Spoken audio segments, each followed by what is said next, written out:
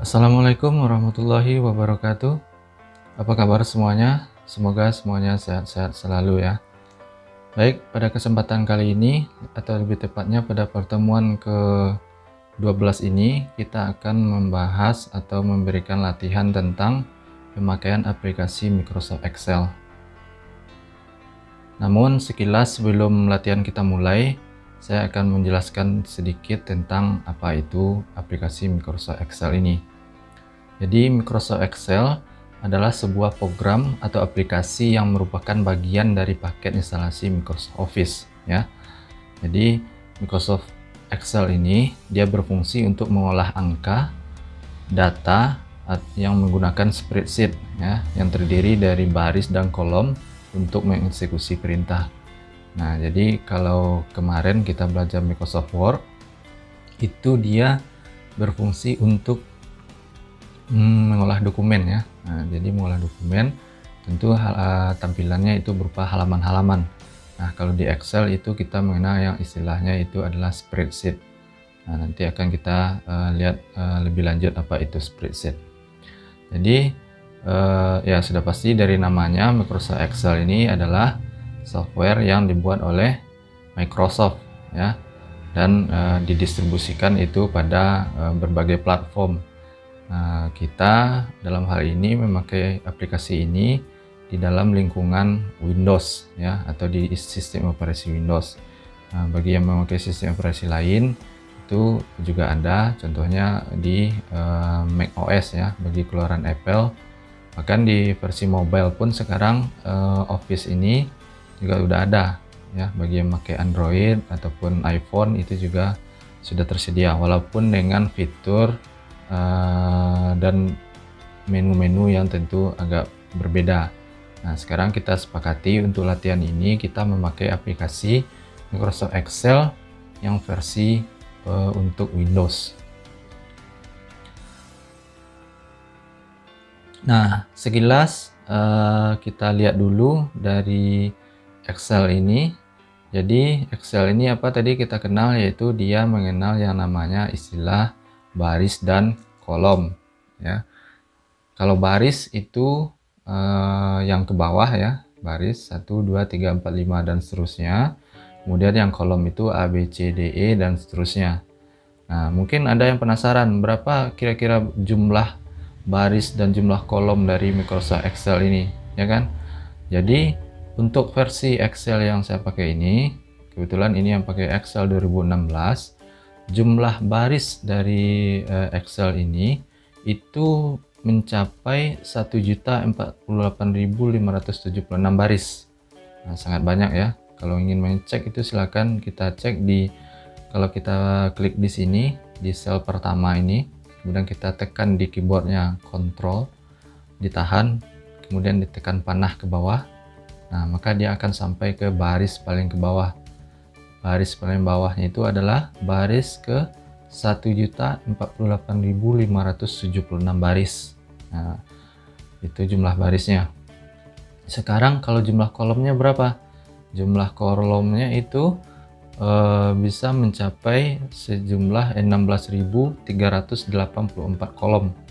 Nah, sama juga kita cek dengan kita tahan kontrol pada keyboard, kemudian tombol panah ke kanan. Nah, jadi sampai ke kolom XFD. Jadi kalau kolom ini dia memang bukan dalam bentuk angka ya. Jadi kita memang tidak tahu berapa persisnya ini jumlah kolomnya, tapi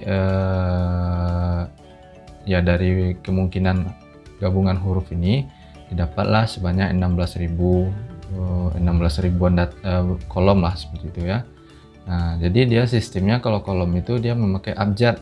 Jadi A, B, C dan seterusnya sampai Z. Kalau sudah sampai Z, dia mulai dari A lagi, kemudian 2 digit. Jadi AA, AB, AC, AD dan seterusnya. Kalau sudah habis lagi AZ, kemudian BA, BB dan seterusnya.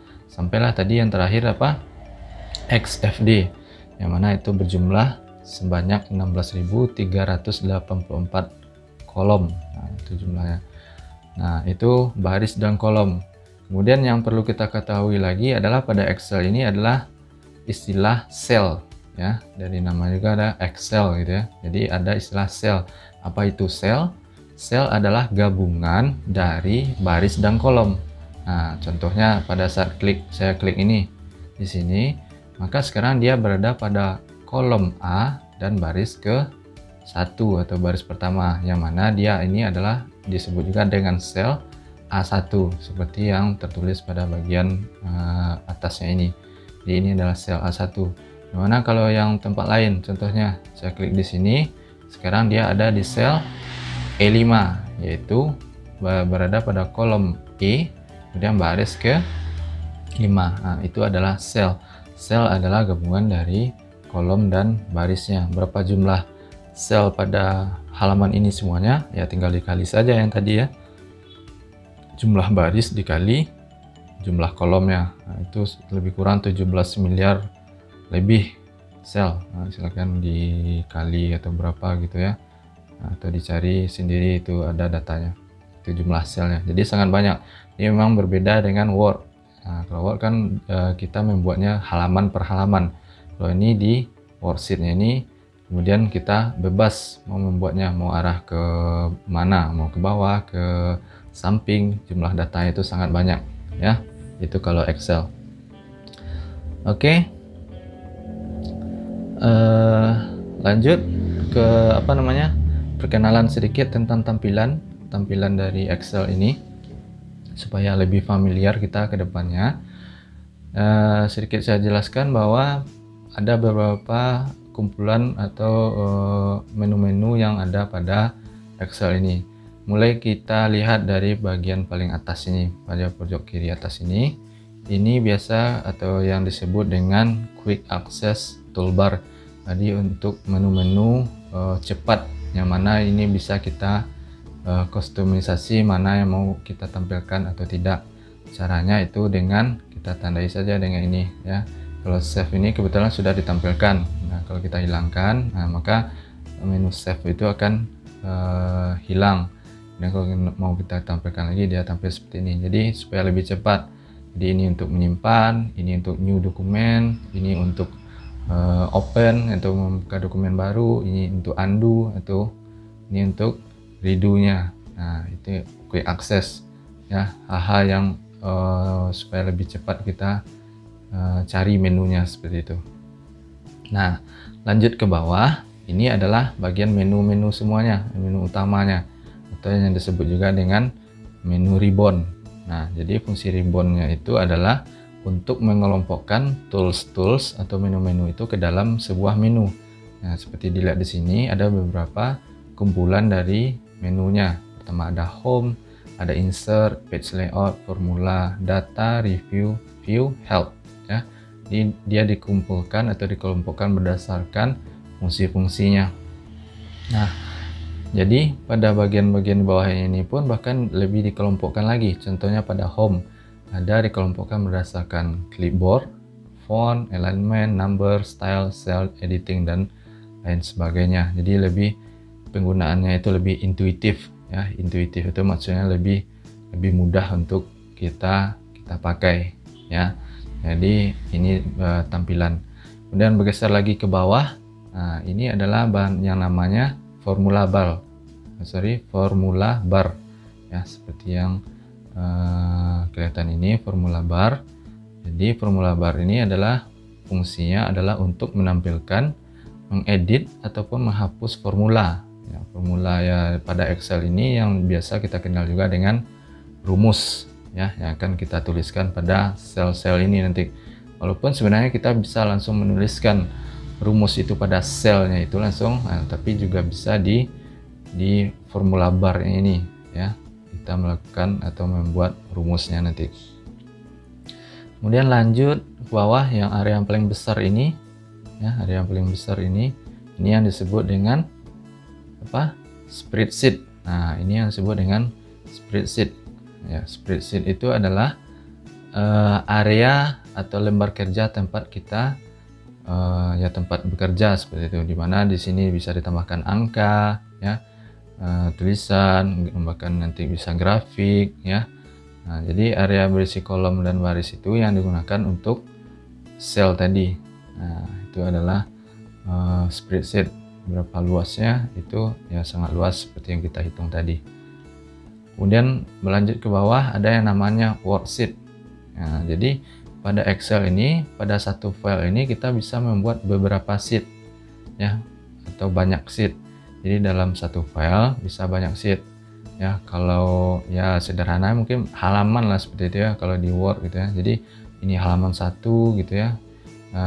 Ya tapi bukan berbeda file, tapi masih di file yang sama. Berapa jumlah maksimum halaman atau sheet yang kita buat di Excel ini, itu lebih kurang sampai 255 halaman atau 255 sheet ini jumlahnya bisa kita tambahkan ya. Itu untuk worksheetnya. Nah kemudian paling bawah itu adalah status bar. Nah status bar itu menampilkan status dari aplikasi kita, apakah sedang ready atau sedang menyimpan atau sedang loading dan seterusnya. Dan sebelah kanannya itu ada menu-menu untuk mengganti tampilan ya, tampilannya. Secara default itu tampilannya adalah normal. Nah, yang kita pakai sekarang adalah tampilan secara normalnya. Kemudian pada bagian kanannya lagi itu adalah fungsi untuk zoom in dan zoom out. Nah, kalau dibutuhkan, kalau kita mau lebih memperbesar bisa di plus ya, zoom in, atau lebih memperkecil supaya worksheetnya itu lebih luas kelihatannya, itu bisa kita zoom out supaya lebih luas kelihatannya, tapi tentu dengan konsekuensi tampilannya yang jadi mengecil. Nah, itu secara default kita jadikan dulu 100%-nya ya. Nah, ini adalah secara tampilannya, tampilan dari Excel yang mana mudah-mudahan dari ini bisa kita lanjut ke pemakaian atau menggunakan rumus-rumus yang akan kita pakai nanti, supaya istilah-istilah yang akan kita sebutkan nanti itu sudah sama-sama kita ketahui bersama. Oke, lanjut kita ke latihannya lagi ya. Sekarang kita akan ke latihannya lagi, yang mana kita akan mulai dulu dari latihan aritmatika dasar. Nah, supaya saya zoom in dulu ya, supaya lebih besar. Nah, ini fungsinya zoom in. Nah, ini supaya tampilan lebih besar ya. Nah, apa itu aritmatika? Aritmatika adalah fungsi-fungsi dasar atau perhitungan pada matematika. Itu yang kita kenal juga dengan kabataku ya, 2 kali bagi tambah kurang. Dan saya tambahkan lagi perpangkatan. Walaupun perpangkatan ini kan sebenarnya juga bagian dari perkalian juga. Tapi ada rumus tersendiri juga nanti pada Excel ini. Nah, di sini kita akan memulai membuat atau menghitung angka 1 dan angka 2 ini menggunakan rumus dari Excel. Nah, tentu kalian berpikir ini ya kenapa sangat sederhana, karena ya kita namanya latihan, tentu kita pakai dulu dari yang paling sederhana dulu supaya kita tahu bahwa memang hasilnya itu nanti sudah benar atau tidak. Nah, kalau di pengaplikasian sebenarnya tentu angka yang kita cari itu nanti sudah banyak dan lebih kompleks lagi. Jadi kalau kita sudah tahu dasarnya, mudah-mudahan kedepannya itu akan lebih mempermudah. Oke, silakan disalin dulu. Kalau mau sama-sama latihan, silakan dibuat dulu tabel seperti ini dengan angka yang juga kita samakan dulu, supaya nanti hasilnya juga menjadi sama ya. Sekarang kita akan memulai dari rumus penjumlahan. Nah, kita arahkan ke sel di mana mau hasil itu mau kita tampilkan. Hasil itu bebas mau kita tampilkan di mana, tidak harus berada di dekat angka yang mau kita operasikan tersebut, bebas. Sekarang kita mau tampilkan di sel D2, nah, seperti yang tertampil di sini, yaitu sel D2. Cara membuat rumus pada Excel ya, yang perlu diingat, cara membuat rumus di Excel, caranya adalah pertama harus kita mulai dengan menuliskan simbol sama dengan. Nah, simbol sama dengan itu menjadi wajib atau mutlak untuk membuat kita sebagai dia terdeteksi sebagai rumus. Jadi harus sama dengan dulu, karena ini penjumlahan biasa, jadi kita langsung saja kita jumlahkan yang angka pertama dan angka kedua ya. Caranya, setelah sama dengan ini, kita klik angka yang pertama.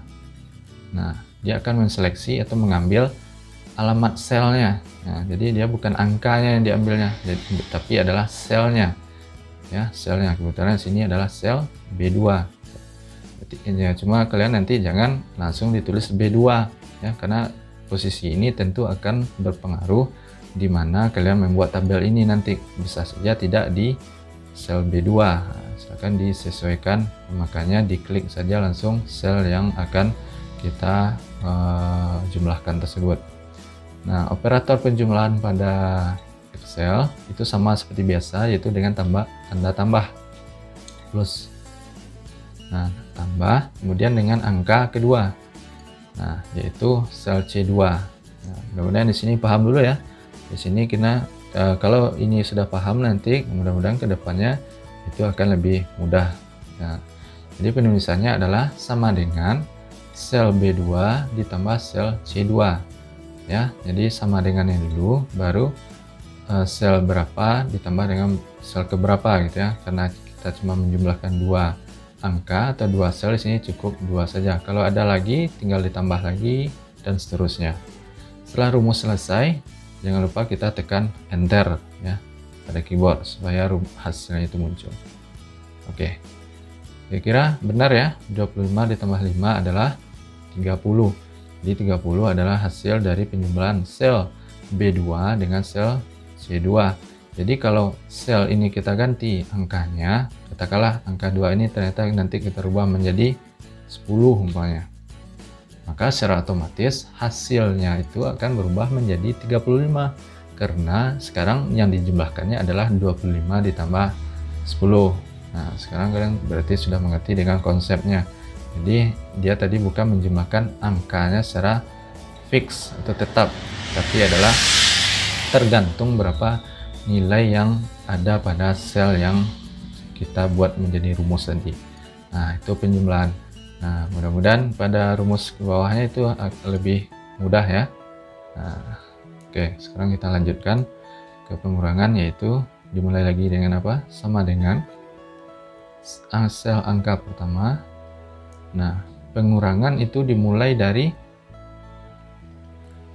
pengurangan itu adalah simbolnya pada Excel sama seperti biasa, itu tanda minus atau strip, kurang dan angka kedua. Nah, kemudian kalau sudah benar rumus kita apa, ditekan enter. Nah, sekarang adalah hasilnya 20, karena hasil dari 25 dikurang 5 adalah 20. Nah, kalau kita ganti-ganti lagi ini menjadi 50 umpamanya, maka hasilnya menjadi 45. Nah, seperti itu. Sama ya rumusnya. Jadi kita cuma tinggal mengganti operatornya saja, operator matematikanya saja. Nah, kemudian perkalian. Nah, apa pula cara atau rumus dari perkaliannya? Itu mulai dengan sama dengan, kemudian sel pertama ya yang akan kita kalikan dikali dengan sel kedua. Nah, pada perkalian, nah, jangan kalian lupa atau salah gitu ya, karena kita familiarnya membuat perkalian itu kan dengan tanda silang ya. Nah, dengan X ya, tanda X atau tanda silang. Jadi bukan, perkalian pada Excel itu memakai simbol tanda bintang ini atau asterisk ya. Pada keyboard itu pada nomor 8 bagian atas ya, tekan shift dulu untuk mengeluarkan angka bintang ini, atau disebut juga asterisk ya, asterisk simbol. Nah, jadi ini yang simbol yang digunakan atau operator yang digunakan untuk perkalian. Kemudian dengan angka keduanya. Nah, kemudian baru kita enter lagi. Nah, hasilnya adalah 125 ya, itu hasil dari 25 dikali 5, 125. Jadi itu yang penting diingat tadi adalah simbol formulanya ini ya, jangan sampai salah. Kalau X tadi tentu hasilnya tidak akan ketemu. Nah, kalau seperti ini ya nggak tahu dia apa ini katanya kan, dia tidak akan terdeteksi sebagai rumus. Jadi harus dengan tanda asterisk ini ya. Nah, kemudian pembagian ya, pembagian adalah sama dengan sel pertama. Nah, kalau pembagian itu memakai tanda per atau garis miring pada keyboard ya. Ini cukup familiar, garis miring ini. Jadi kita bacanya B5 dibagi C5. Nah, jadi 25 dibagi 5 adalah enter adalah 5. Nah, ini adalah untuk pembagian. Jadi yang diingat-ingat itu adalah operatornya, jangan sampai salah ya. Kalau untuk perpangkatan, nah ini ada rumus spesial juga pada Excel. Ya, pangkat itu kan sebenarnya kalau 5 pangkat 2 itu kan 5 dikali 5. Kalau pangkat 3, 5 kali 5 kali 5. Nah, dan begitu seterusnya ya. Tapi kalau di Excel itu ada rumus supaya kita lebih cepatnya ya, ada operator khusus yang bisa dipakai untuk perpangkatan. Rumusnya adalah, jangan lupa dimulai dengan sama dengan angka pertama ya, angka awalnya, kemudian dipangkatkan dengan berapa, kan seperti itu, dipangkatkan dengan 2. Nah, operatornya itu memakai tanda ini ya, memakai tanda caret ini ya, ini caret simbol namanya, atau pada keyboard itu biasanya pada angka 6 pada keyboard bagian atasnya. Jadi tekan shift angka 6 seperti angka V terbalik ya. Nah, baru berapa pangkatnya. Nah, jadi bacanya ini adalah 5 pangkat 2 ya. Jadi sel B6 pangkat sel C6. Nah, oke. Nah, kalau mau melihat hasilnya silakan diklik enter lagi. Nah, hasilnya benar. 5 pangkat 2 adalah 25. Kalau mau kita ganti ini menjadi 6 ya kan. Nah, sekarang hasilnya adalah 36 karena 6 pangkat 2. Nah, kalau pangkat ini sudah sangat banyak ya, tentu akan sangat memudahkan kita untuk mencarinya. Tinggal contohnya 4 berarti 6 pangkat 4 ya, ini hasilnya 1296, yaitu 6 kali 6 kali 6 kali 6 ya kan. Nah, kalau kita perkalikan satu-satu tentu akan lebih lama. Nah, makanya ada operator khusus yang digunakan untuk perpangkatan pada Excel. Nah, oke. Ya, ini paling sederhana ya, sudah cukup memakan waktu untuk kita belajar yang paling sederhana ya dulu ya, paling sederhana pada pada aritmatika dasarnya. Jadi mudah-mudahan ini kita paham dulu semuanya supaya rumus-rumus berikutnya itu lebih mudah kita pahami. Oke, kalau masih ada yang kurang paham itu boleh diulang lagi, mutar videonya sampai kalian itu sudah sampai paham, tidak mencontek lagi rumusnya untuk melakukan proses-proses perhitungan pada Excel ini, supaya hafal ya, seperti itu ya. Oke, kalau sudah bisa kita pahami yang bagian aritmatika ini, sekarang kita bisa masuk ke tugas atau latihan berikutnya. Nah, latihan berikutnya seperti ini ya. Coba saya zoom in lagi ya supaya lebih besar. Oke, cukup ya.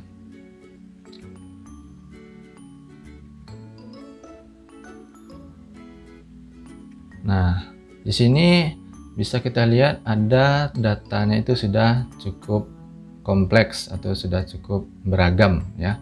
Tidak lagi berdasarkan ya angka-angka 2 angka saja seperti ini ya, tapi sudah cukup banyak, dan yang mau kita cari pun sudah cukup beragam atau cukup kompleks. Nah, di sini kita akan menghafal atau mengetahui beberapa rumus nanti. Nah, ini nanti saya bisa lampirkan catatannya di sini, rumus-rumus apa yang akan kita pakai nanti supaya kalian bisa menghafalnya rumus ini tanpa melihat ya contekan atau tutorial ini lagi kalau ketemu kasus seperti ini nanti pada kegiatan sehari-hari nanti ya, atau pada perhitungan data-data tertentu nanti ya. Oke, bisa kita lihat di sini ada data yang merepresentasikan sebagai data, katakanlah ini data mahasiswa gitu ya, data mahasiswa yang mempunyai data seperti nomor, NIM, nama, jenis kelamin, kemudian ada nilai ya, ada nilai, kemudian ada itu masih ada 2 kolom kosong, yaitu predikat dan ranking. Kemudian ada lagi beberapa kolom yang harus kita cari isinya. Nah, sekarang kita akan memulai mengisi pada kolom yang ini terlebih dahulu ya. karena ini yang lebih apa namanya, lebih simpel dulu untuk kita cari hasilnya, baru nanti kita lanjutkan ke kolom yang ini. Oke, silakan kalau mau latihan bersama-sama disalin dulu tabel ini, jadi silakan dibuat manual sendiri tabel ini pada aplikasi Excelnya, tapi dengan data yang sama ya, samakan datanya dengan ini supaya nanti hasil yang kita jadikan latihan nanti itu juga sama hasilnya. Jadi kalian bisa langsung cross check kalau hasilnya itu, kalau kita sama berarti sudah benar hasilnya, tapi kalau ternyata kalian salah hasilnya berarti ada yang salah di rumusnya ya, makanya harus disamakan dulu datanya. Oke, sekarang kita akan mengisi yang sel ini dulu atau kolom ini. Pertama kita ingin mengetahui total nilai. Total nilai apa? Yaitu total nilai keseluruhan dari mahasiswa ini. Nah, kalau penjumlahan tadi kan kita mau menjumlahkan sel 1 ditambah sel 2, sel 3, seterusnya. Itu kan penjumlahan. Sebenarnya total itu kan dijumlahkan juga sebenarnya. Tetapi tentu akan sangat menghabiskan waktu kalau mau kita jumlahkan satu persatu, ya kan? Ini ditambah ini sampai 10. Nah, apalagi ini baru 10 ya. Nanti kalau sudah sampai sangat banyak datanya tentu sangat menghabiskan waktu. Jadi pada Excel itu ada rumus total ya. Total atau penjumlahan. Nah, rumus yang kita pakai atau yang akan kita pakai nantinya itu adalah sum. Nah, jadi ini rumusnya sum. Nah, bagaimana cara penulisan rumusnya? Nah, mari kita praktekkan bersama-sama. Jadi, sama seperti yang sebelumnya, cara menulis rumus pada Excel itu harus dimulai dengan tanda sama dengan. Kemudian rumusnya atau formulanya. Nah, di sini kita memakai formula sum, yaitu untuk mencari total. Sum. Nah, di sini kan ada nih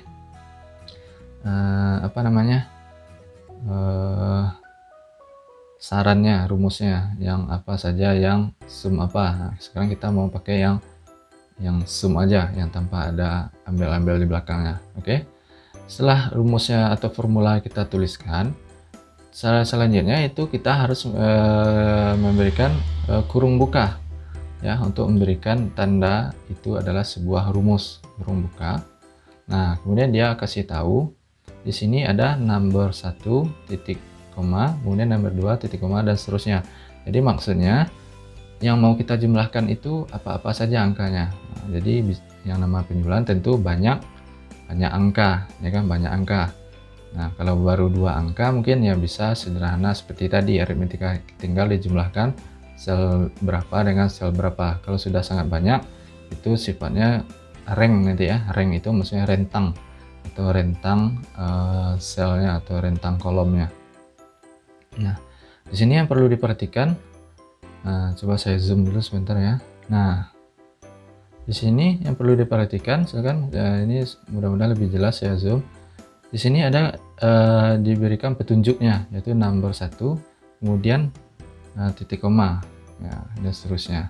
Nah, cara untuk kita menuliskannya, saya ulang lagi, zoom, buka kurung, itu dengan di blok ya, atau ditandai ke semua datanya, dimulai dengan data pertama sampai data terakhir. Caranya dengan ditahan pada mouse-nya sampai dia terseleksi ke semua datanya, mulai dari data awal sampai data terakhir, dan sampai ada ketinggalan datanya, supaya semua data itu masuk. Berarti dari sel E2 ya, kolom E ya, baris kedua. Di sini mulainya kan dari baris kedua datanya kan. E2 sampai ke baris E11. Nah, kalau sudah selesai ini, ditutup rumusnya dengan tutup kurung lagi, dan enter. Nah, ini adalah hasil dari penjumlahan ke semua nilainya ini. Nah, apakah sama hasilnya dengan yang kalian coba 803? Kalau sama, berarti sama atau benar rumus yang kalian pakai. Kalau ternyata berbeda, bisa jadi kalian ada yang salah ini menginput datanya. Makanya dari awal tadi samakan dulu data kita supaya hasil yang kita dapat nanti juga sama. Nah, ini untuk total ya, memakai rumus apa? sum. Oke ya. Nah, lanjut ke kolom berikutnya, yaitu total nilai laki-laki. Nah, di sini sudah agak berbeda. Jadi sini kita ingin mencari berapa nilai total nilai laki-laki pada data ini, karena di sini ada data jenis kelamin, yaitu laki-laki dan perempuan. Jadi kita ingin tahu berapa total jumlah nilai mahasiswa yang laki-laki saja, begitu juga nanti selanjutnya yang perempuan. Nah, kalau untuk ini total ada kondisi ya, atau jika gitu ya, itu memakai rumus sum if. Nah, tadi kan maksudnya ini kan sum, ini kan jumlahkan, ini kan juga sum. If ini kan bahasa Inggris, kalau kita bahasa Indonesia kan jika. Jadi maksudnya penjumlahan yang ada kondisinya, atau jika apa kondisinya, seperti itu. Nah, dalam hal ini kondisinya adalah jenis kelaminnya. Nah, cara penulisannya, nah ini hati-hati, ini memang cukup panjang rumusnya, silahkan disimak baik-baik. Kita mulai dengan sama dengan, kemudian dituliskan rumusnya. Apa rumusnya? Sum if. Ini yang kita pakai sekarang, sum if. Kemudian buka kurung, kemudian rank. Nah, sekarang rank. Jadi, nah ini yang perlu diperhatikan lagi. Di sini ada rank, kemudian titik koma, ada kriteria, titik koma. Yang perlu kalian perhatikan, kalau pada kalian mengetik rumus ini kemudian buka kurung, kemudian kan muncul ini petunjuk penulisan rumusnya. Ya, di sini saya memakai pemisahnya itu nanti memakai titik koma. Nah, jadi kalian sesuaikan. Ada beberapa versi dari Microsoft Excel itu yang memakai pemisahnya itu dengan tanda koma saja, nah, bukan dengan titik koma. Ya, jadi itu silakan disesuaikan, karena kalau tidak sesuai dengan apa yang dimintanya, tentu rumusnya nanti akan tidak berjalan atau salah dideteksinya nanti sebagai sebuah kesalahan. Jadi silakan dicek dulu baik-baik apa pemisahnya ini. Jadi jangan serta-merta meniru apa yang saya tuliskan di sini ya. Yang penting penulisannya atau rumus yang kita pakai itu sama. Nah, penulisannya dia paling yang berbeda itu cuma pemisahnya ini. Nah, jadi silakan diperhatikan. Nah, kalau ada terdeteksi salah, nanti bisa jadi yang salah itu pemisahnya ini ya, pemisahnya. Oke, itu silakan diperhatikan. Jadi rank di sini maksudnya adalah yang menjadi kriteria ranknya itu ya, yaitu jenis kelamin. Jadi sekarang kita blok semuanya jenis kelaminnya mulai dari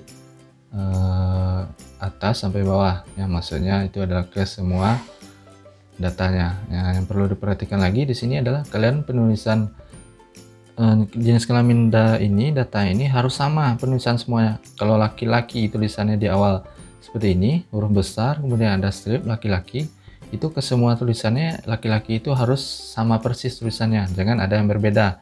Bahkan beda satu spasi saja itu nanti akan berbeda hasilnya, karena dia akan mendeteksi kata ini yang sama nanti sebagai kondisinya. Begitu juga dengan tulisan perempuan ini, jangan ada yang salah tulisannya salah satunya, atau ada yang typo salah satunya. Oke, itu untuk ranknya. Kemudian selanjutnya dipisahkan dengan titik koma ya. Di sini saya pakai titik koma. Kalau ada yang pakai koma, itu silakan disesuaikan dengan tanda koma saja. Di sini saya pakai titik koma. Kemudian kriterianya apa?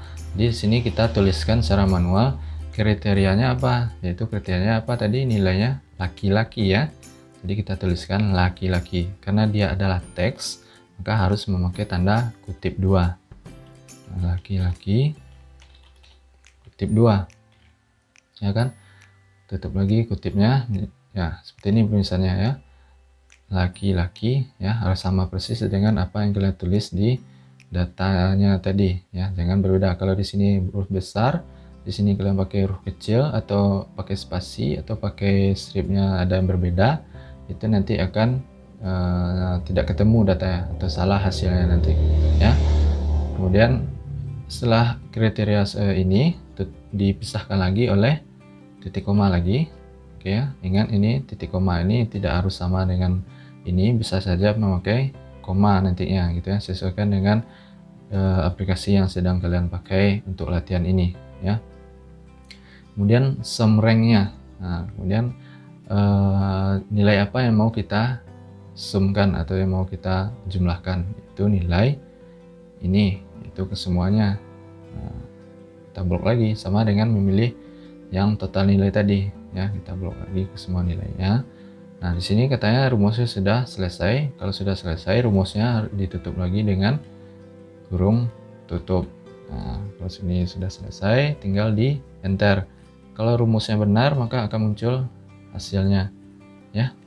Hasilnya adalah 480, yaitu hasil total nilai mahasiswa yang laki-laki saja. Nah, ini adalah 480. Oke.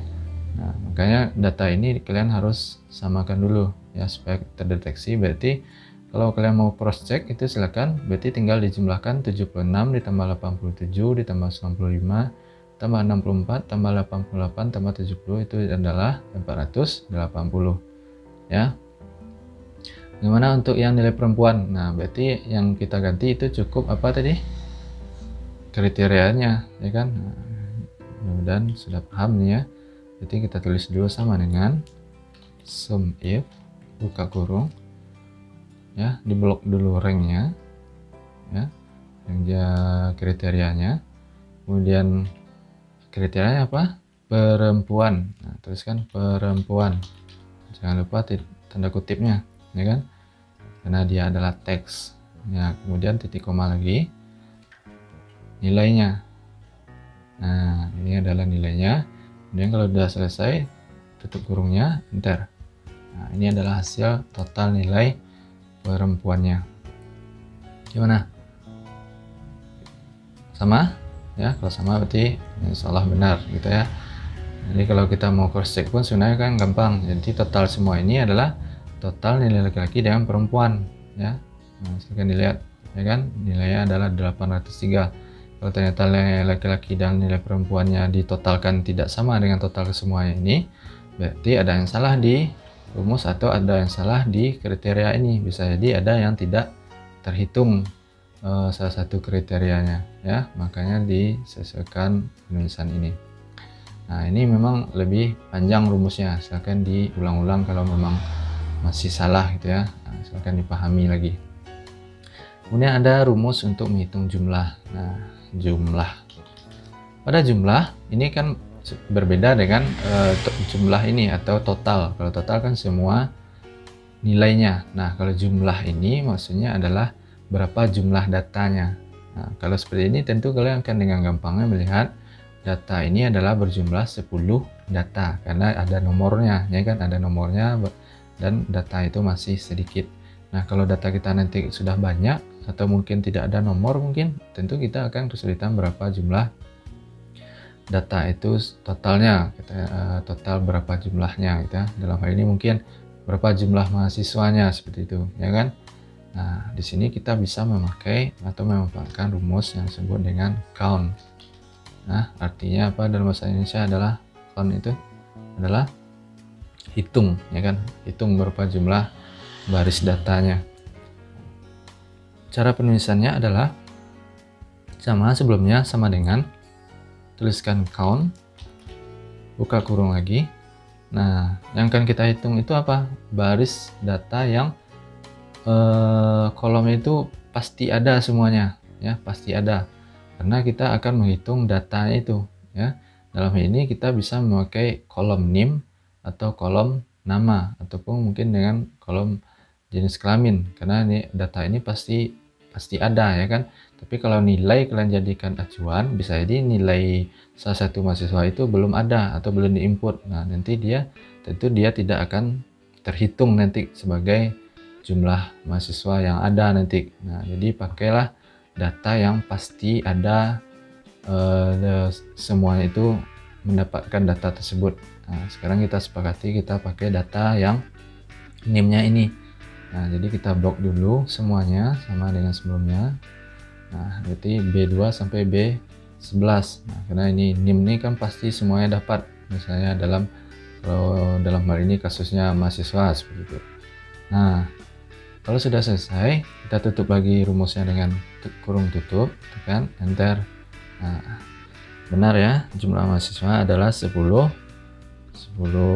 baris atau 10 buah mahasiswa. 10 orang mahasiswa ya. 10 orang. Oke. Itu untuk jumlah. Kemudian rata-rata. Nah, ini biasanya data yang sangat penting juga atau yang sering juga diolah pada Excel, yaitu mencari rata-rata. Sebenarnya rata-rata itu apa sih? Rata-rata itu kan adalah total keseluruhan nilainya ini dibagi dengan jumlah datanya. Dalam ini totalnya adalah 803, jumlahnya kan 10, berarti 803 dibagi 10.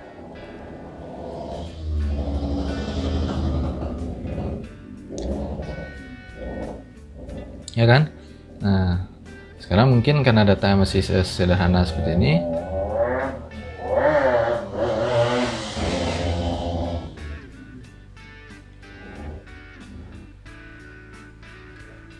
nah sekarang kalau data yang masih sederhana seperti ini, tentu kita masih gampang menghitungnya, yaitu 803 dibagi 10 adalah 80,3, ya kan?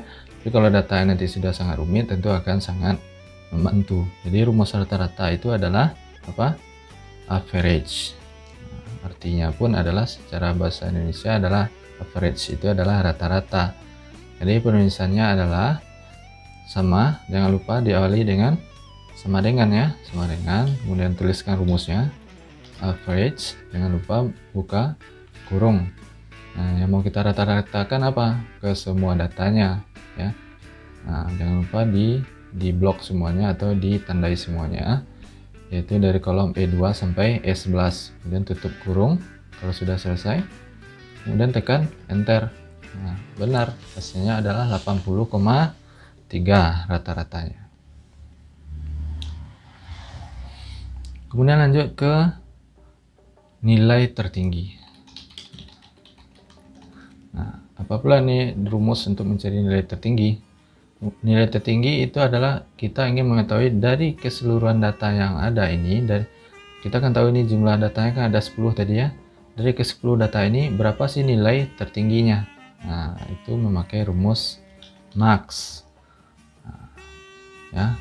Cara penulisannya sama dengan ya. Sama dengan formulanya max, kemudian buka kurung, kemudian disorot atau disortir datanya. Nah, enter, tutup kurung, tutup kurung, kemudian enter.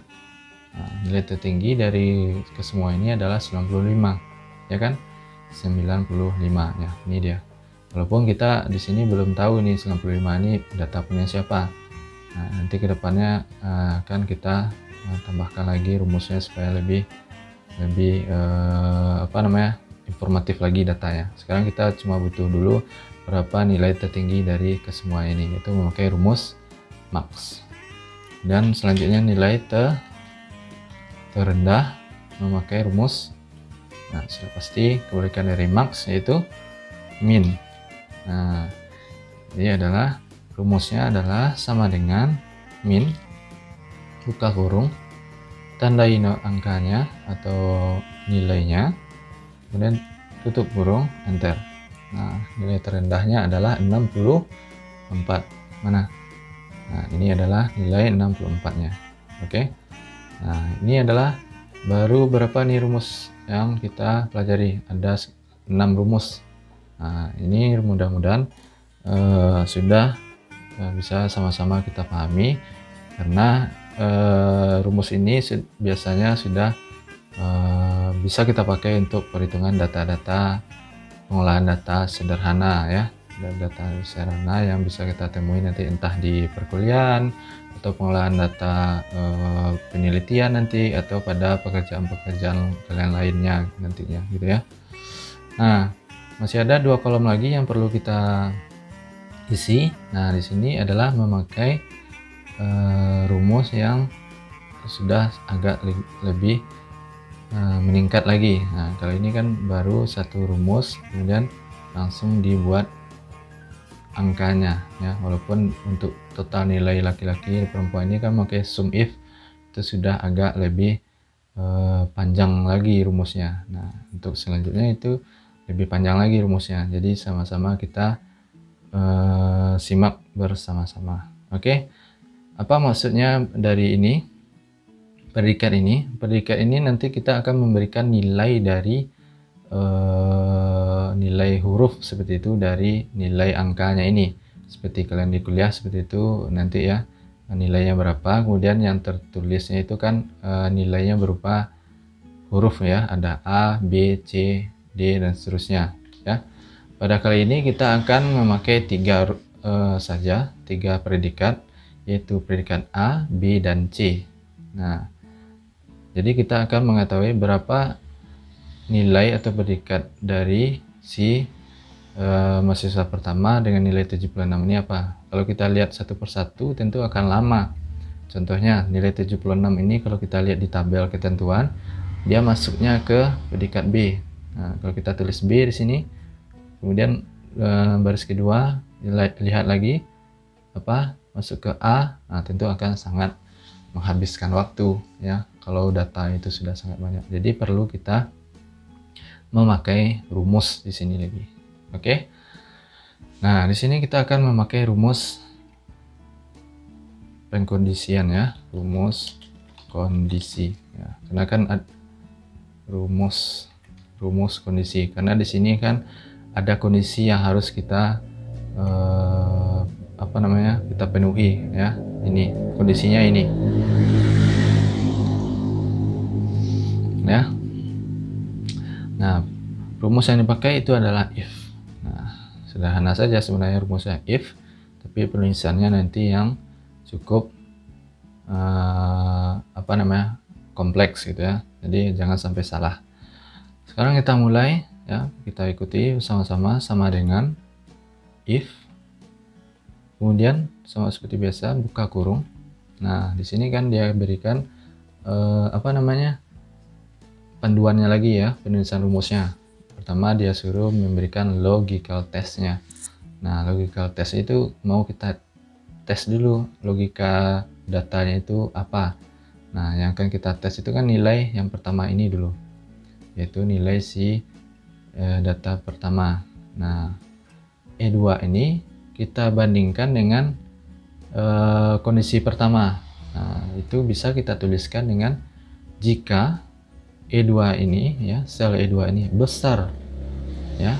Di sini kan besar dari 86 ya, bukan ya. Tapi 86-nya itu masuk ya. Jadi kalau ada nilai 86 berarti dia masuk ke A. Nah, berarti dia penulisannya adalah besar sama. Ya, pada matematika itu biasanya kita mengenal istilah seperti ini, ada yang besar, ada besar sama seperti itu ya. Kalau besar saja kita masukkan, kalau 86 di sini besar dari 86, berarti 86-nya nggak masuk nanti ya. Berarti kalau besar dari 86 berarti ya 87, 88 seterusnya baru dia masuk ke A. Sekarang 86-nya itu mau kita masukkan juga ke A. Jadi penulisannya besar sama. Jadi bacanya besar sama 86 ya. Jadi bacanya jika sel E2 ini besar sama dengan 86 sesuai dengan ketentuan ini ya, maka kan seperti itu. Kalau jika kan ada makanya ya, ada sebab ada akibatnya seperti itu. Dipisahkan dengan makanya itu dengan titik koma ya. Silakan disesuaikan dengan aplikasi masing-masing, ada yang pakai titik koma, ada yang pakai koma ya. Jangan lupa lagi saya ingatkan. Kemudian maka nilainya apa? A. Nah, maka kalau besar dari 86 cetak nilainya A, kan seperti itu. Yang sampai 100-nya mungkin tidak usah kita tuliskan, kita sederhanakan saja, karena kita anggap saja yang di atas 86 itu adalah A ya, karena pasti nilai itu tidak ada yang lebih dari 100 ya kan. Nah, kemudian kita tulis A, angka besar gitu ya, huruf besar. Nah, kenapa pakai tanda kutip? Nah, karena dia A ini kan dia adalah huruf atau teks. Supaya dia menjadi huruf atau teks, jadi harus memakai diapit oleh tanda kutip, ya kan? Jadi ini baru untuk logika yang pertama. yaitu jika E2 besar sama dengan 86 maka nilainya adalah A.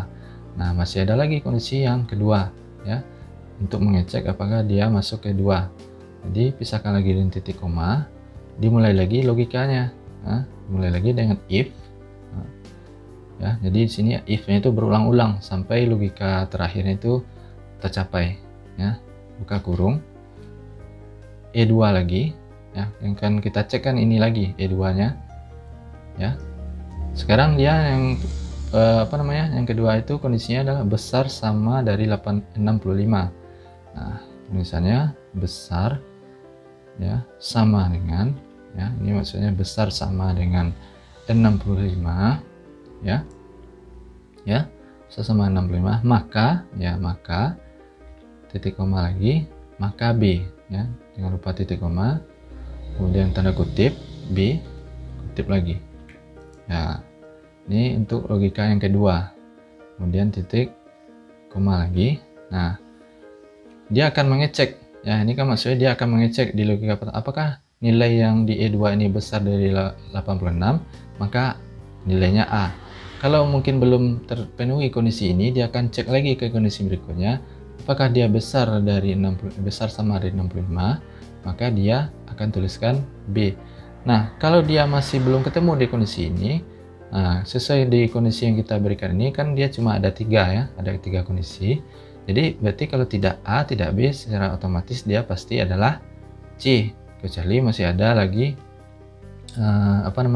ketentuan lainnya seperti A, B, C, masih ada lagi D, ada E lagi, ada nilainya. Nah, tentu harus kita ulangi lagi if-nya ya, harus lagi diulang lagi kondisi if-nya ini sampai ke kondisi yang terakhir. Karena sini ada cuma 3, jadi untuk kondisi terakhir sudah otomatis kalau tidak A, tidak B, sudah pasti itu adalah C. Nah, seperti itu maksudnya ya. Berarti kita tinggal tuliskan saja kondisi terakhirnya, yaitu kutip C, kutip. Nah, berarti maksudnya adalah jika tidak A, tidak B, maka dia akan otomatis C. Nah, kira-kira seperti itu. Nah, ini terakhir ini adalah value if false-nya. Jadi kalau ke semua kondisi yang di awalnya itu tidak terpenuhi atau tidak benar, maka dia akan yang terakhir masuknya lagi. Kemudian jangan lupa ditutup kurungnya. Nah, di sini perhatikan kalau kita menutup kurung ini harus kita ketahui berapa kali kita membuka kurungnya tadi. Nah, jangan lupa. Kalau tadi di awal-awal tadi kan cuma kita membuat rumus itu kan cuma satu buka, satu kurung. Nah, di sini kita sudah membuka kurung itu 2 kali. Jadi kita harus menutup juga 2 kali. Nah, itu harus diperhatikan ya ke depannya.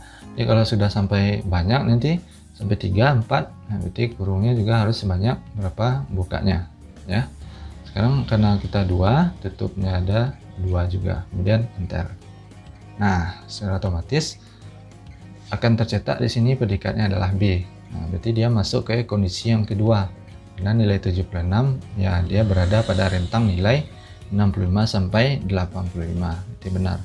Nah, bagaimana untuk data selanjutnya? Apakah kita harus mengulang rumus yang tadi satu persatu? Nah, tentu tidak. Nah, disinilah kemudahan yang diberikan oleh Microsoft Excel itu.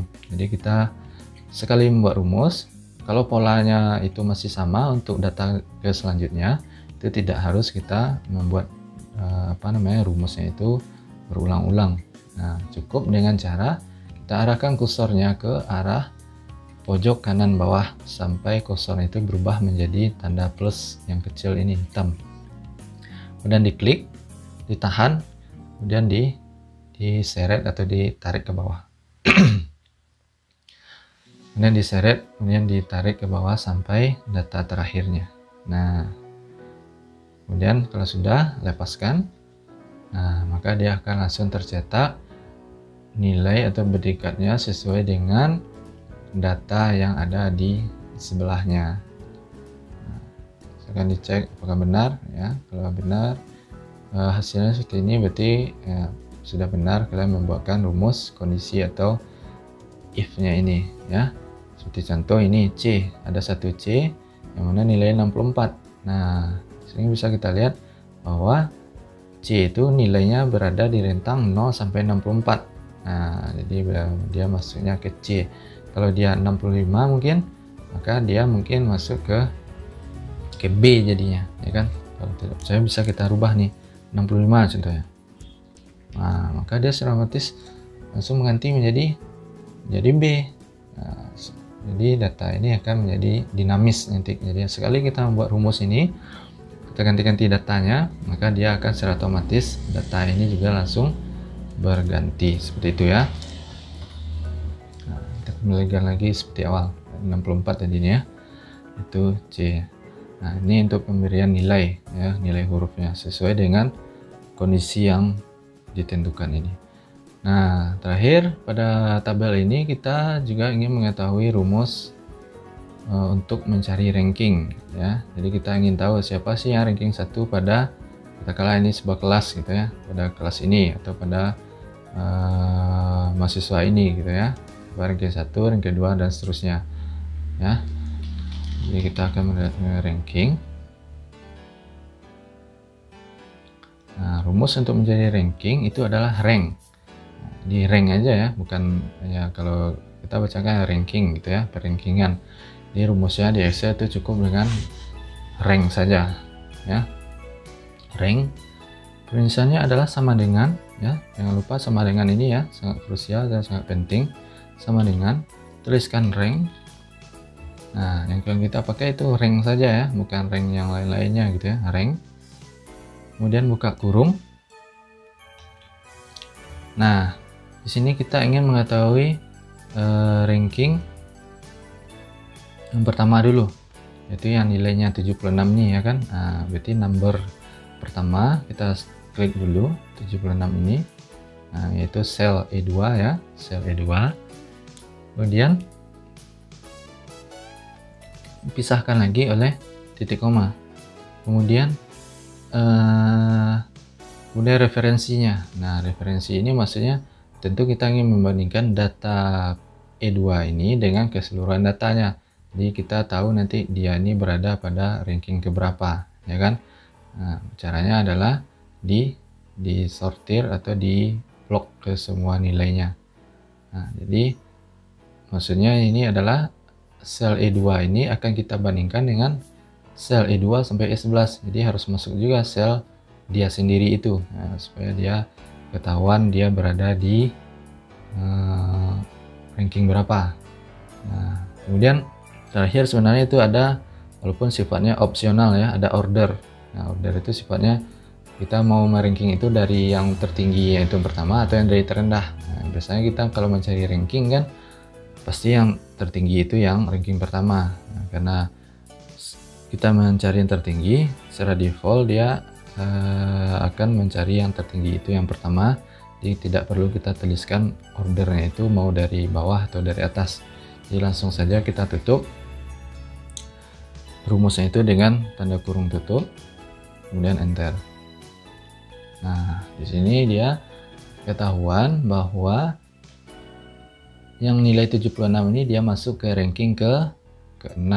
Jadi tanpa kita lihat satu persatu, jadi sudah ketahuan bahwa yang mahasiswa pertama ini dia adalah ranking 6 dari 10 orang ini ya. Nah, itu untuk ranking. Bagaimana untuk data selanjutnya? Gimana kira-kira? Kalau tadi kita langsung seret saja atau kita drop saja menunya ke bawah ya. Kita tahan ke bawah. Nah, untuk ini kita coba juga. Nah, kita coba, ternyata hasilnya itu keliru atau tidak valid ya. Kalau langsung kita tahan ke bawah, contohnya saja yang ranking pertama aja kita lihat dulu contohnya.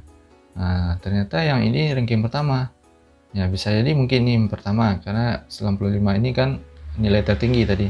Tapi kenapa data yang nilainya 90 ternyata dia kasih tahu juga yang ranking pertama. Bahkan data berikutnya pun ada yang masih ada lagi ranking pertama yang nilai 88, ada yang nilai 70. Nah, ternyata nilainya tidak valid jadinya atau ranking tidak valid. Nah, yang salah apa? Yang salah itu sebenarnya bukan rumus kita. Nah, tapi harus ada yang sedikit kita modifikasi. Nah, kita kosongkan lagi ini ya, kita kembalikan. Nah, jadi sebelum kita menyorot ke bawah ya. Jadi kalau kita menyorot ke bawah tadi ya, kalau ingin melihat rumus, sebenarnya kan rumusnya itu kan berpindah ke bawah. Nah, sekarang dia di sel E3, tetapi referensinya ini juga berpindah ke bawah dari E3 sampai E12. Kemudian yang bawah contohnya dari data E5.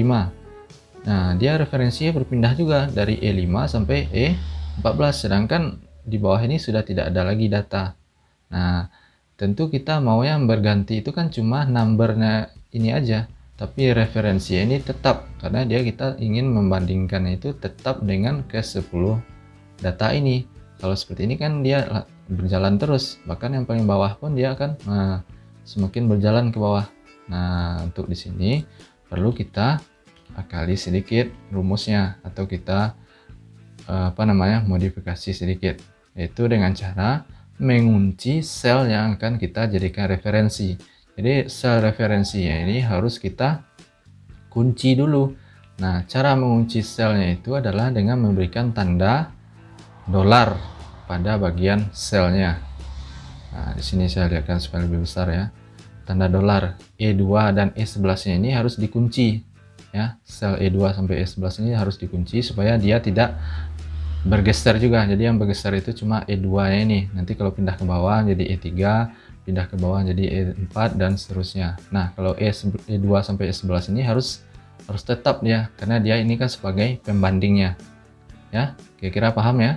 Jadi dia ini adalah sebagai pembandingnya, tentu dia harus tetap. Caranya dengan memberikan tanda dolar. Ya, kolom itu harus diapit dengan tanda dolar. Ya, tanda dolar itu biasanya pada keyboard pada bagian nomor 4. Ya, angka 4 pada keyboard itu bagian atasnya. Dolar. Jadi yang diapit itu adalah kolomnya. Dalam hal ini adalah kolom E, ya kan? Bisa saja ini kolom ini ya berbeda tergantung kalian gimana membuat tabelnya ini posisinya.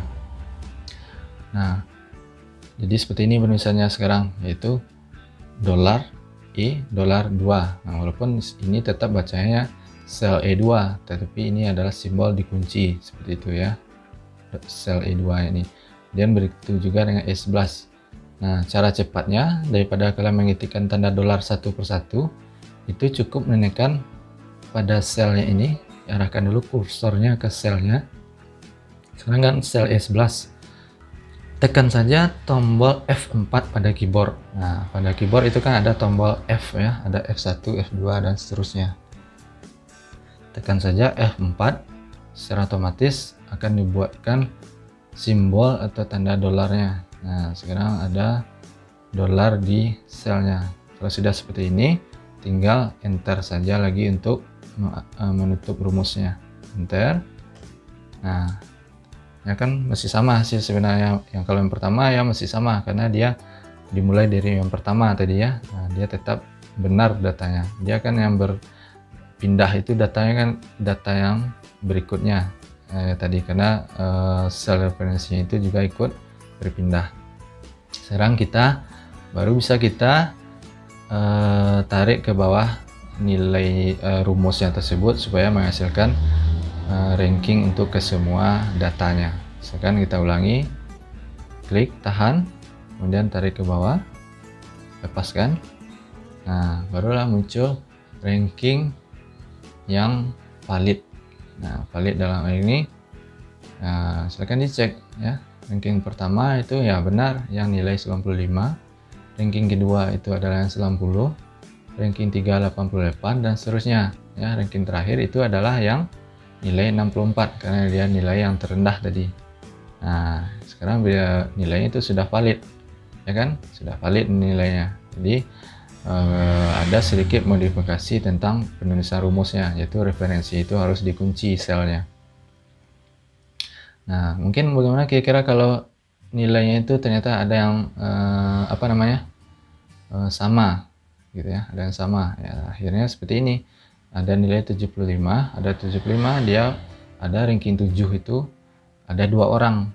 Nah, ranking 7 ada 2 orang, tapi ranking 8 nya tentu tidak ada, jadi karena ranking 8 itu sebenarnya kan sudah diambil oleh orang yang ranking ini satu lagi, jadi dia langsung masuk ke ranking 9 lagi, baru 10 dan seterusnya.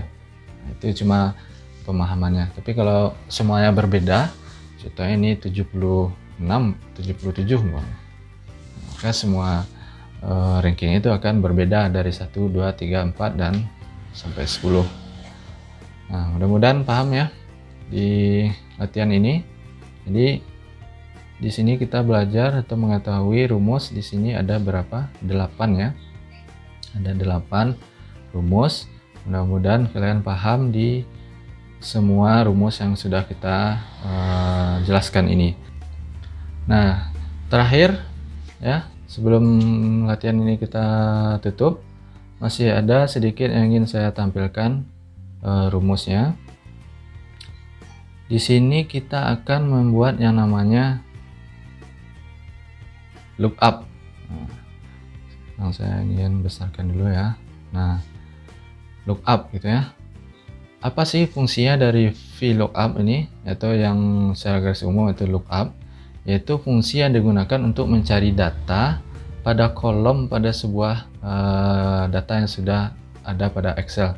Bisa data pada spreadsheet itu sendiri atau pada spreadsheet yang berbeda. Nah, dalam hal ini kita akan memakai data yang ada pada sheet mahasiswa ini, akan kita tampilkan pada ini.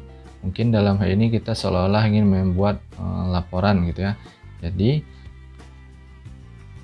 pada rumus ini kita akan dapat mengisi data ini secara otomatis ya.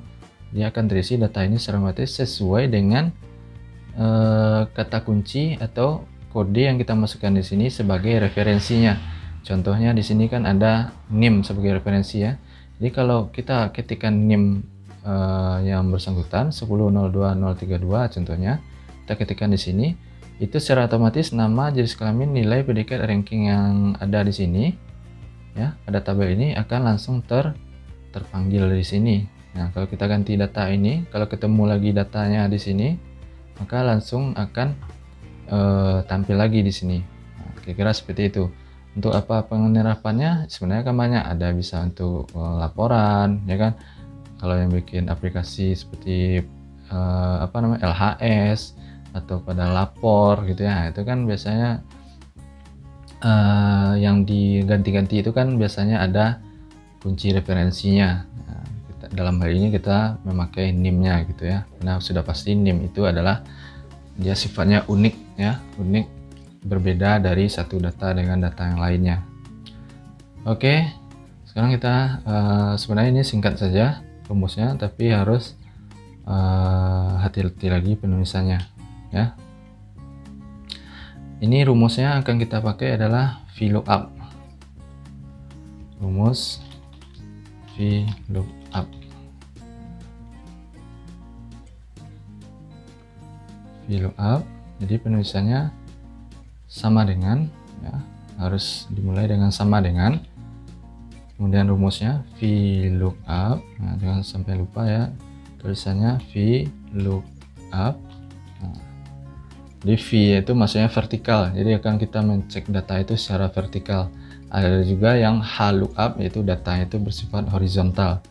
Nah, akan kita pakai yang vertikal, buka kurung, lookup value-nya, jadi nilai apa yang akan kita jadikan lookupnya atau kuncinya itu, yaitu kolom ini ya kan, yang akan kita ganti-ganti nanti. Nah, itu kita klik ini. Kebetulan di sini adalah kolom B3 dan titik koma. Kemudian tabel array-nya. Nah, tabel array itu maksudnya tabel yang akan kita jadikan referensinya. Nah, kebetulan sekarang dia akan berbeda sheet-nya, yaitu ada di sheet mahasiswa. Ya, dalam ini saya ganti namanya menjadi mahasiswa. Jadi nama sheet ini bisa diganti-ganti gitu ya. Kalau secara default itu nama sheet itu ya ini sheet 1, kalau kalian tambah lagi jadi sheet 2, sheet 3 dan seterusnya. Nah, kalau supaya lebih jelas sheet itu apa namanya, silahkan diganti namanya dengan cara rename-nya. Oke. Nah, kalau sudah seperti ini, biarkan saja rumusnya seperti ini, kita langsung saja pindah ke sheet yang mau kita pilih. Nah, yang mau kita pilih ya kan, yaitu sheet ini, nah, atau tabel ini ya, tabel ini. Jadi akan kita blok semuanya, bisa ke semuanya mulai dari A1 atau datanya saja. Nah, dalam ini saya coba praktekkan mulai dari NIM-nya ini saja, karena nomor ini mungkin tidak perlu atau tidak butuh kita tampilkan nanti. Jadi mulai dari NIM sampai ranking. Nah, kalau sudah seperti ini, tahan lagi ke bawah sampai keseluruhan tabel itu terseleksi. Kemudian lepaskan seleksinya. Nah, pastikan dia terseleksinya itu semuanya, karena kita mau mengambil datanya itu sampai nama, jenis kelamin, nilai, predikat, dan rankingnya. Ya, tapi juga jangan sampai berlebih seleksinya. Pastikan itu semuanya di area tabelnya ya. Kalau sudah seperti ini, silakan kembali lagi ke sheet yang setelahnya tadi, yang kita buat yang baru tadi, yang dalam ini saya buat menjadi namanya itu sheet lookup gitu ya.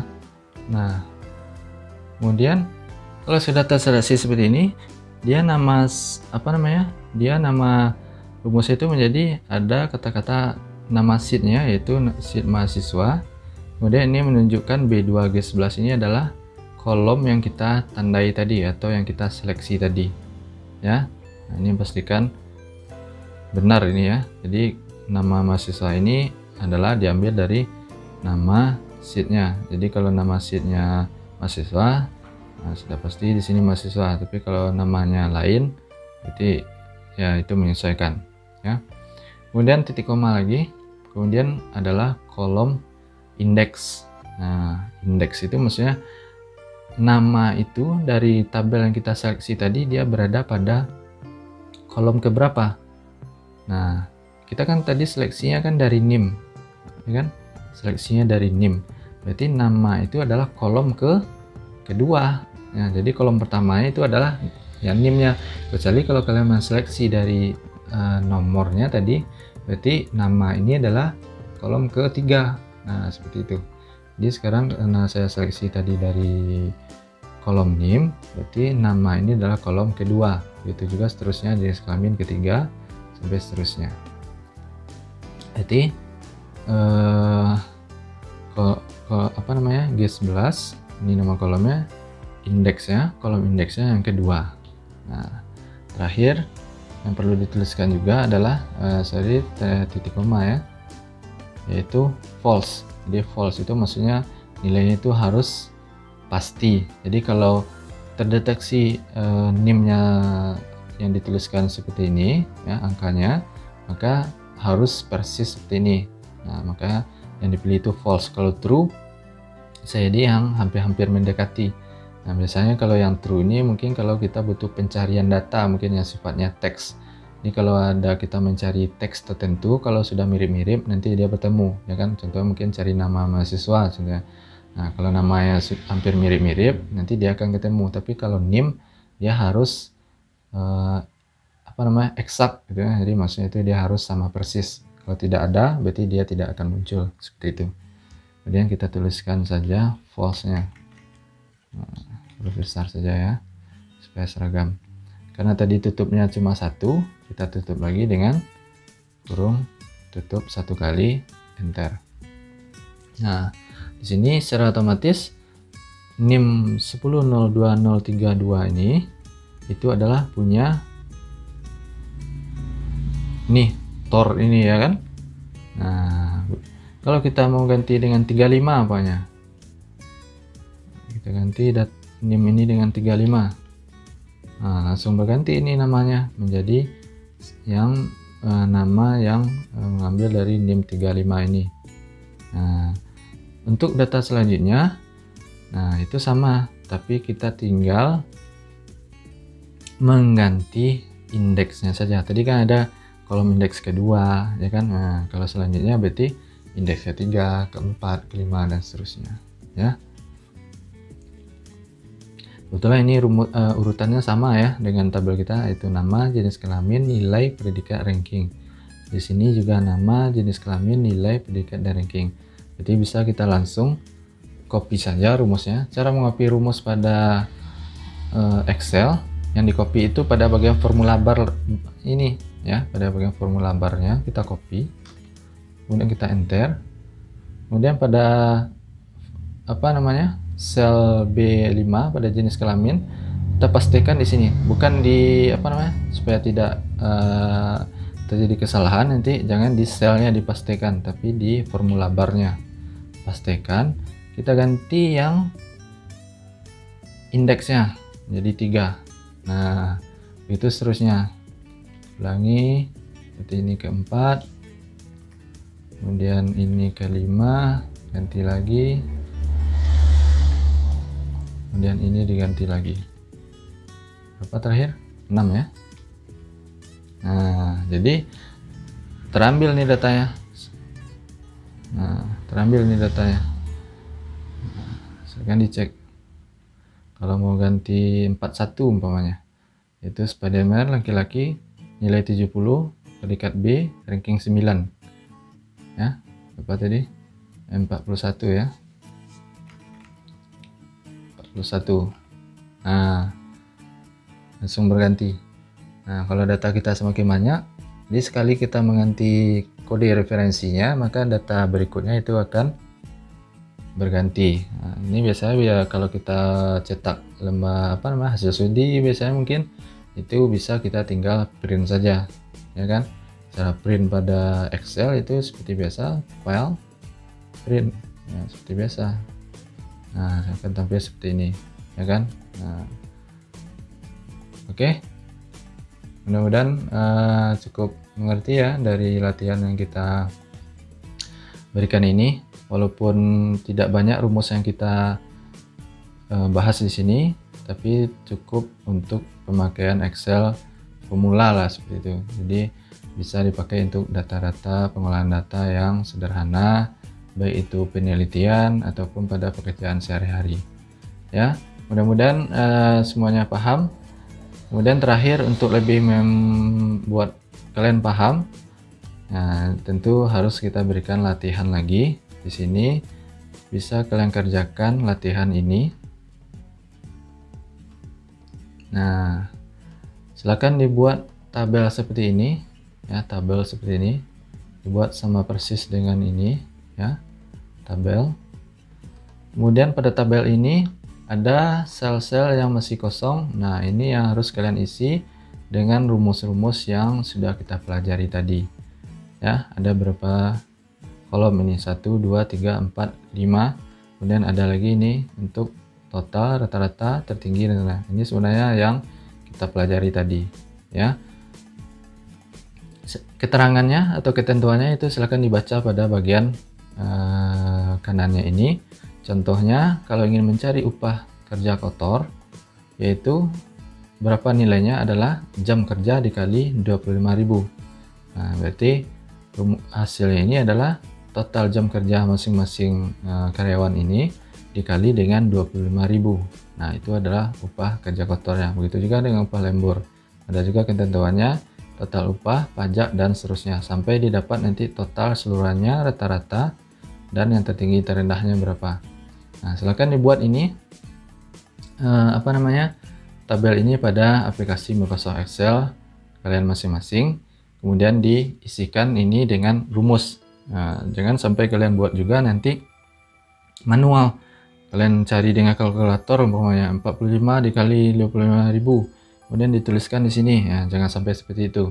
Jadi untuk membuat latihan ini, kalau sudah selesai kalian buat ini, nanti silakan itu disimpan filenya itu dengan format Excelnya ya, contohnya save as ya, simpan dengan format Excel atau XLSX sekarang namanya, kemudian dibuat nama filenya. Nah, jadi nanti yang dikumpulkan adalah file ini ya, file Excelnya.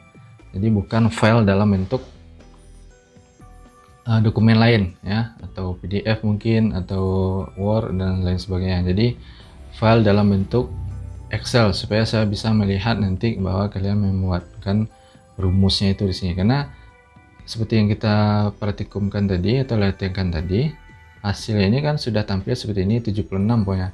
Ya rumusnya itu sebenarnya kan tidak kelihatan lagi di sini. Dia rumusnya itu ada di ya di belakangnya seperti itu gitu ya. Jadi kita tidak tahu lagi rumusnya kalau sudah tampil seperti ini.